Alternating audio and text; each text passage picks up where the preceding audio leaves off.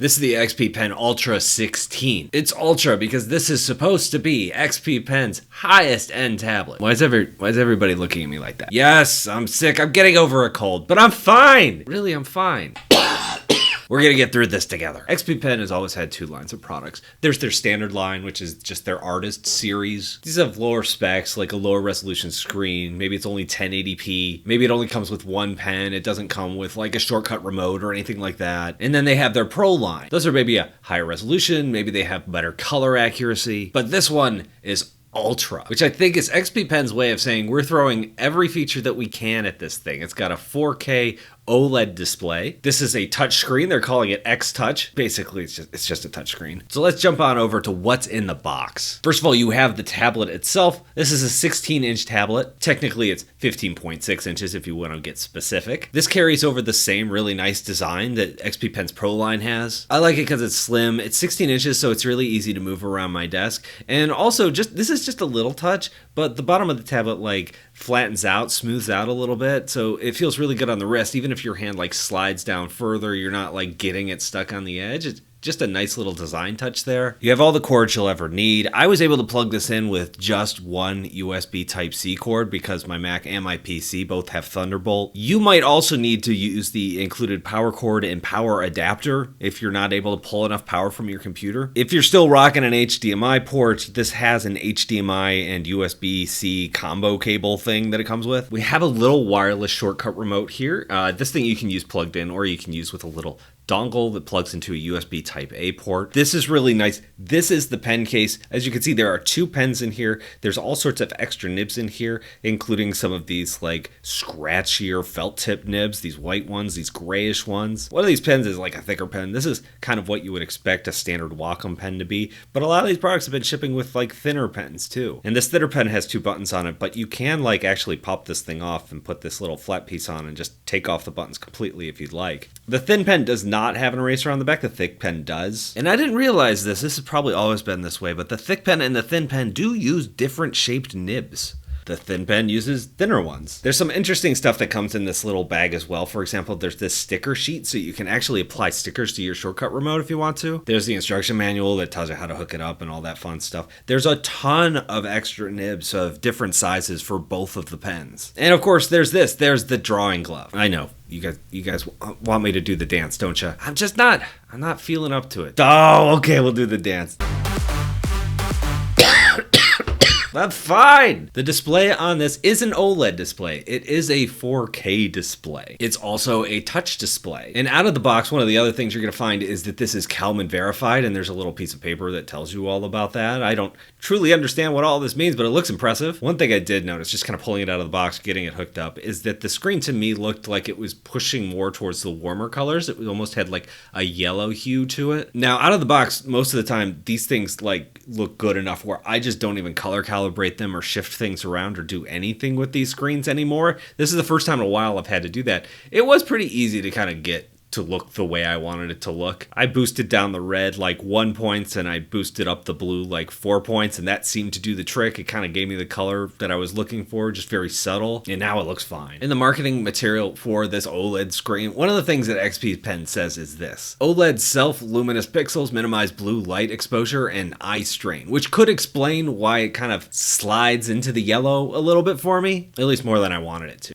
Now, I initially wrote this part of the video while I was testing on the Mac, and when I got this over to Windows, I found that the yellowing thing was more of a Mac thing than a Windows thing. Now, on a 16-inch screen, I think 4K looks good. It looks really sharp. It's not necessary. I think once you get bigger, like once you get to the like 22, 21-inch screens, a 27-inch screen, that's where 4K looks really good, because if the screen gets bigger, you can really tell on a 1440p display that it's starting to get a little fuzzy. You can start to see pixels, but at 4K, it's still really crisp. At 16 inches, it's less noticeable. Like, you really have to get your face in there and kind of look at it and go, wow, that is crisp. But some Some people are going to love that. So your mileage may vary in terms of how much you enjoy that 4K on a 16-inch display, but it's nice to have the option out there. The touch worked pretty much the way I would expect it to. It worked really well on Windows, which tends to be the kind of normal with these kind of products. Mac is not so built for touch displays. Like, it still totally works, but there's just little quirks there. Like, you know, if you go to pan around with your fingers,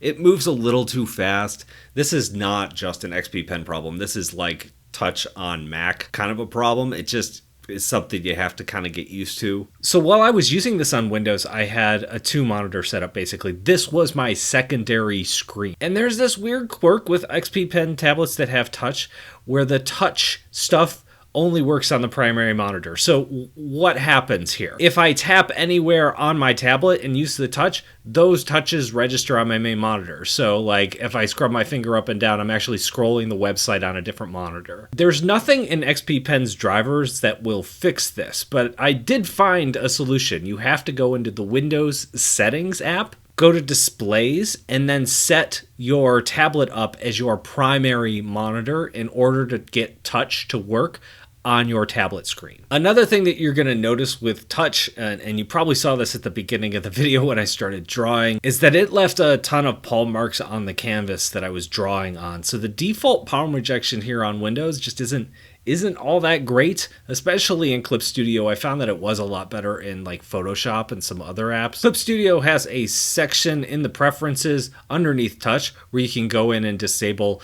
use tools with fingers, and that greatly improves the experience because then you can't accidentally draw with your hand and it gets rid of all those marks, which is really nice. I also like that there's a physical hardware button along the top of the tablet that lets you toggle the touch on and off. So if you ever just don't want to use it for a while, you don't have to dig through the settings. You just go to that button. Also, while I'm here, shout out to having the brightness buttons directly on the tablet itself, so I don't have to dig into the settings to make this brighter or less bright. I'm fine. And like most drawing tablets today, it has a nano-etched display that reduces glare for optimal visibility. I don't know why I turned British there. It has a matte screen. Basically, what the matte screen does is it gives you a little bit more texture when you're drawing with a pen. It just makes the pen feel a little bit better. I think when it's paired with these felt tip nibs that it comes with, I think it feels really good. I like that scratchy feeling. And of course, it also reduces glare on the screen as well. But of course, whenever you put a matte display on anything, it's going to dull those colors a little bit. And so the OLEDness of this does get dulled. That's just what happens. There's really nothing you can do to fix that. You can't have the super poppy OLED and a matte screen. Oh, I forgot to mention this in the box thing that also has these like attachable feet. So what a lot of XP Pen's tablets have had in recent generations is this ability to like fold out feet from behind. They're actually built in. This does not have that built in. In fact, there's nothing along the back. There's no way to mount this to an arm. There's no VESA mounts or anything like that. All you get is this little thing with fold out feet, and there's stickers on the back of it, and you peel off the stickers and then you stick it to the proper place, and then boom, fold out feet. It works fine. I'm curious why they're not built in this time, but like I said, they work fine. I never had any problem with them moving about or anything like that. There's two different sizes, so you could fold out the little feet if you just want a little bit of an angle. You could fold out the bigger feet if you wanted at a slightly higher angle. The ability to attach these with stickers don't improve or take away anything from the old design, so I think it's fine. All right, it's time for the sponsored part of this video, and to do that, we're gonna read bad reviews from my Learn to Draw in 60 Days class. Is this a good idea? We're doing this now? Alright. I'd like to request a refund for the class. It's very well made, but I already learned much of this material in my art class I took recently. And that makes total sense. The class isn't for everybody. It's really designed for beginners, people who have taken other courses, other lessons, and thought, what am I missing? This just feels like it's over my head. And they want to get those basics first. Go over to bradsartschool.com to learn more about that class, or my Intro to Digital Art class, which is like the next step. Learn how to draw in these fancy pants digital programs. Alright, so let's talk about this pen, or these pens. Now they have 16,000 levels of pressure sensitivity, which sounds really impressive, but you know, I don't really notice the level of pressure after a certain point in time. I guess if you can put that level of pressure in your pen, great. It's there. You need it. What's important here is that this pen is actually fun to draw with. I really enjoy using these pens. The things that I am looking for in any pen are really smooth lines. I'm looking for good pressure sensitivity so that like I draw with a lot of ink lines, and if I want a thicker line, I want to apply a little bit more pressure. If I want a thinner line, I want to pull up on that pressure. That's something that this pen does really well. As far as those like like super straight lines without any wave. If you're looking for wave, you can definitely find it on this pen. Slow angled lines, you're going to see a little bit of that mechanical wave on here.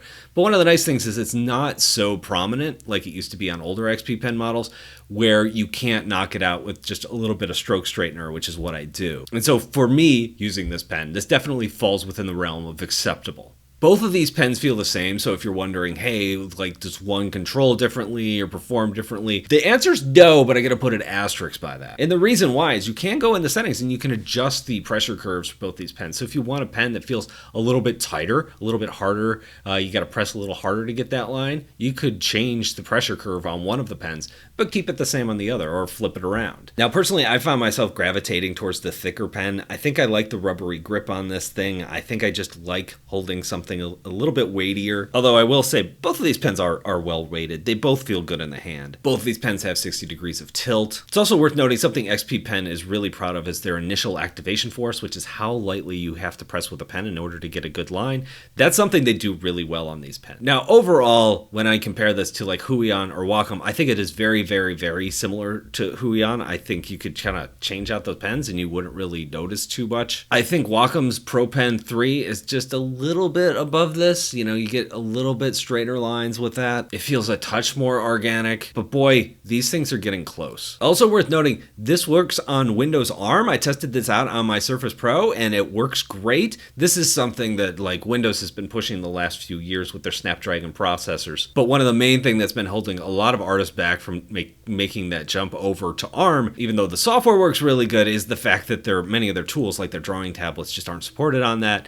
Now this is. XP Pen's drivers in general are pretty solid. I think they've really upped their game in recent years. They're not quite as good as like Sense Labs or Wacom, which are doing some cool things, but all the core things that you're looking for are here. You could adjust the display, you can change the settings on there, you can change the settings of each pen. It controls the pens and the remotes and the screen all from one settings driver. They're good, they're solid, they get the job done. One thing they have added to their settings this time around is like this floating bar that you can add shortcuts to, which is really nice for a touch display. For example, if you want to have like an undo button, or if you want to have the space bar mapped to something, that's an area where like a lot of Windows touch tablets kind of fall down when you're drawing with them. Because if you want to undo without a keyboard, it's a bunch of extra steps. And here they're putting this stuff on the screen. Now, one thing I should point out is that I got an early version of this. I got beta versions of the drivers. I'm sure this will be cleaned up by the time this thing actually launches because it seems like a simple fix. But even though I could make that disappear every time I touched the screen in a certain way, I'm not sure how. It would just kind of pop back onto the screen. Then I'd have to go back and say, hey, could you go away? And again, that just seems like a little bug that needs worked out. It doesn't seem like a major thing. So it turns out you can go into the settings and make touch shortcuts. So the default shortcut that this is set to is that if you ever touch the screen of the tablet, it turns on that menu, that floating menu. So